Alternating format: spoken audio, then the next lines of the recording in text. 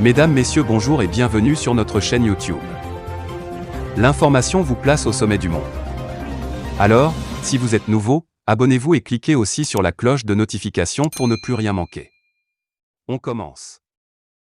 Le collectif Justice et Honneur pour le Cameroun dont je fais partie enquête depuis plusieurs jours sur une histoire rocambolesque d'homosexualité impliquant l'ancienne capitaine des Lions indomptables Gaëlle Anganamoui et une jeune fille, la nommée Aanda Nomo Brenda Charlie âgée de 24 ans et portant le pseudonyme de Khalifa, avec qui elle entretenait une idylle qui vient de tourner au vinaigre. Cette affaire fait depuis quelques heures les choux gras de la toile. C'est une histoire d'amour entre deux femmes. L'une très célèbre, la footballeuse Gaëlle Anganamoui et une certaine Khalifa peu connue du public. Mais le couple est remarqué dans certains milieux huppés de la capitale. Les découvertes que nous avons faites au cours de notre enquête nous ont permis de comprendre que ce cas n'est que la face visible de l'iceberg. Tout porte à croire qu'il existe un vaste réseau LGBT tapi dans l'ombre au Cameroun. Des hautes personnalités, des stars, hommes et femmes sont cités. Les documents, les vidéos que nous avons exploitées donnent la chair de poule. Ce qui circule sur la toile n'est qu'une infime partie de ce qui existe. Partouze, cunilingus, fellation, jeux sexuels diaboliques, démoniaques et ogodes, tout peut s'y inviter. Pour revenir au cas de notre icône Gaëlle Anganamoui et Khalifa, nous avons eu à échanger avec les différentes protagonistes. D'après les révélations que nous a faites Khalifa qui vit désormais avec la peur au ventre, la romance amoureuse entre elle et Gaëlle commence en janvier 2021 et prend fin en août dernier. En effet, selon les témoignages de Khalifa, une certaine MT qui est une connaissance à elle et qui est la compagne de Gaëlle l'invite dans leur appartement-ci au quartier Omnisport à Yaoundé le 19 janvier 2021. Ce jour, elle la trouve avec Gaëlle.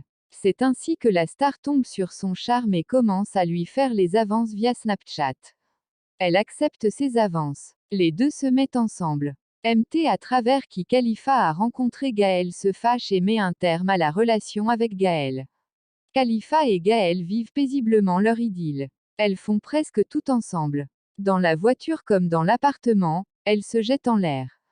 Dans les cafés et restaurants, les bancs on aperçoit les deux tourtereaux. Le 4 août 2021 par exemple, le couple s'est rendu dans une agence Afriland à Yaoundé pour faire une opération bancaire.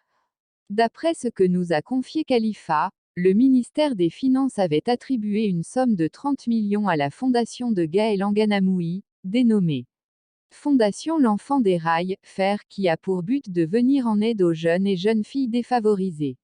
Le 4 août donc, elles se sont rendues à la banque pour faire un retrait de 28 millions, et ce même jour, elles se sont rendues dans un parking au rond-point Longcac à côté de la station Total pour que Gaëlle s'achète un véhicule à hauteur de 5,5 millions de FCFA.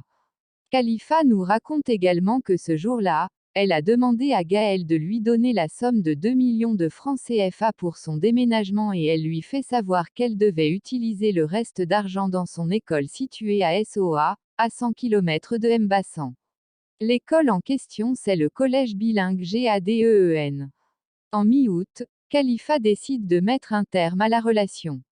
Lorsque nous lui avons posé la question de savoir pourquoi elle a subitement décidé de rompre avec la relation, elle nous fera savoir que Gaëlle Anganamoui lui proposait des choses bizarres. Elle m'a proposé des trucs bizarres avec des gens pas nets et j'ai refusé. Elle me fessait la pénétrer anale tous les temps avec un god. Après elle a commencé à me demander de faire pareil. J'ai refusé, nous confie Khalifa qui poursuit en nous indiquant que le 9 septembre dernier, Gaëlle Anganamoui l'a fait arrêter par la police à Yaoundé en l'accusant de lui avoir volé la somme de 10 millions. J'ai passé une nuit à la Pidgey.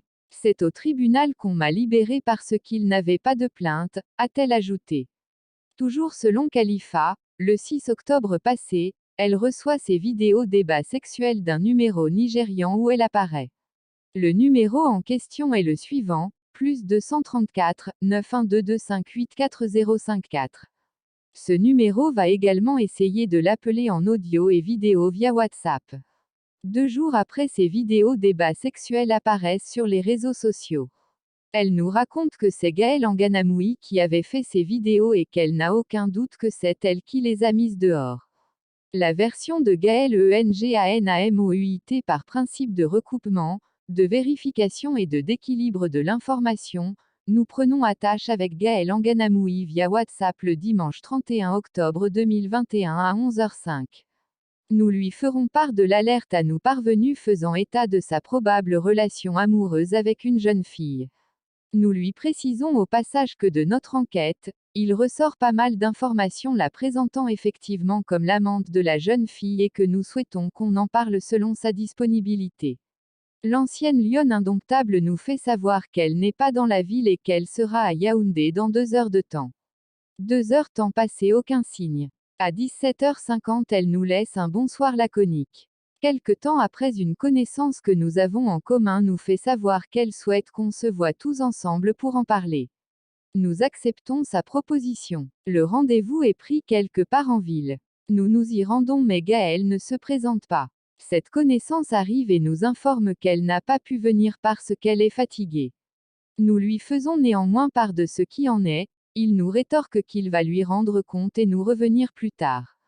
Mais il nous rapporte que selon ce que lui a dit Gaëlle, elle n'a jamais publié les vidéos débats sexuels de Khalifa, qu'elle lui a spolié la somme de 10 millions et que l'affaire est pendante devant la justice. Nous lui signifions néanmoins le besoin de discuter avec elle personnellement, car nous avons des questions précises qu'il lui revient à elle de répondre.